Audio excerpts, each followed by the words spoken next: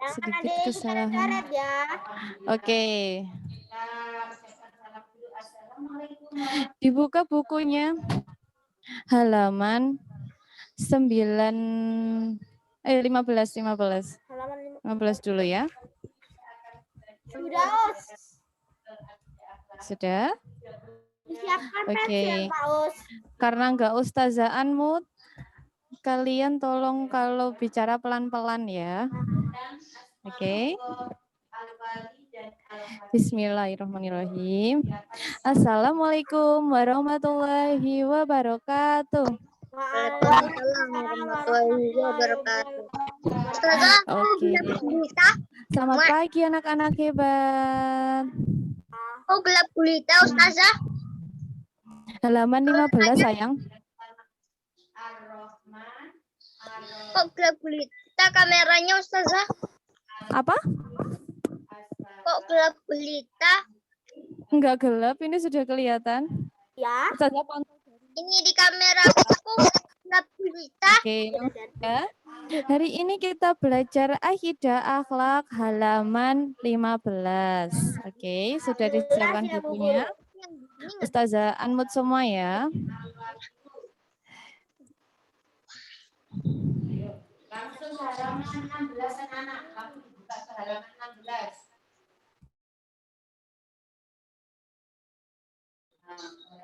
Oke, masih kedengaran suaranya Ustazah? Oke, Ustazah mulai ya. Nah, sudah dibuka bukunya halaman 15. Selanjutnya, perhatikan penjelasannya Ustazah ya. Nah, tujuan pembelajaran hari ini adalah kita bisa memahami makna Asmaul Husna, Al-Hafiz, dan Al-Wali. Nah, anak-anak, pengertian Al-Hafiz itu artinya adalah maha memelihara. Al-Hafiz adalah bagian dari nama baik Allah yang ada di Asmaul Husna. Nah, Asma Allah Al-Hafiz itu maksudnya bahwa Allah menjaga atau memelihara apa yang dilakukan oleh hambanya. Jadi ketika kalian belajar hari ini, kalian dipelihara oleh Allah, dijaga oleh Allah, diberi kesehatan oleh Al-Hafiz. Ya. Selanjutnya, penerapan Asma Al-Hafiz dalam kehidupan sehari-hari yaitu 1. Memelihara keimanan kepada Allah. 2. Melakukan perbuatan baik untuk diri sendiri, keluarga, serta orang tua. Nah, yang ketiga, memelihara ketaatan kepada Allah Subhanahu wa taala dengan mengerjakan sholat waktu, berzakat,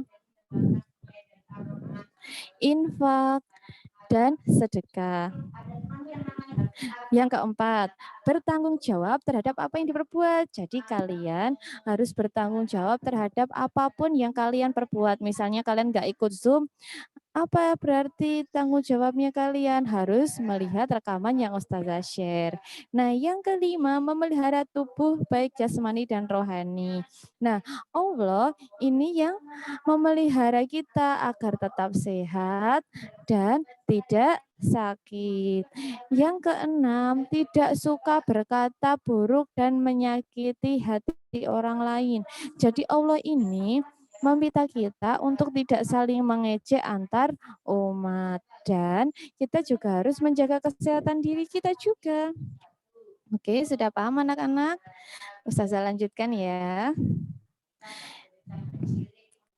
Selanjutnya tentang pengertian Asmaul Husna Al-Wali ya.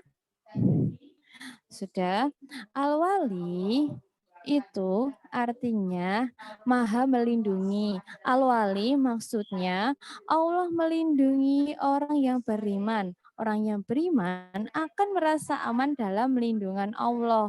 Mereka akan dijauhkan dari kesesatan. Jadi kedekatan pertolongan dan perlindungan Allah bisa diperoleh dengan cara belajar, melindungi, dan menolong makhluknya. Nah, itu maksudnya dari al-wali. Artinya Allah melindungi setiap orang-orang yang beriman. Semakin kita beriman, semakin Allah akan melindungi dan menjaga kita. Jadi, tetap laksanakan sholat 5 waktu.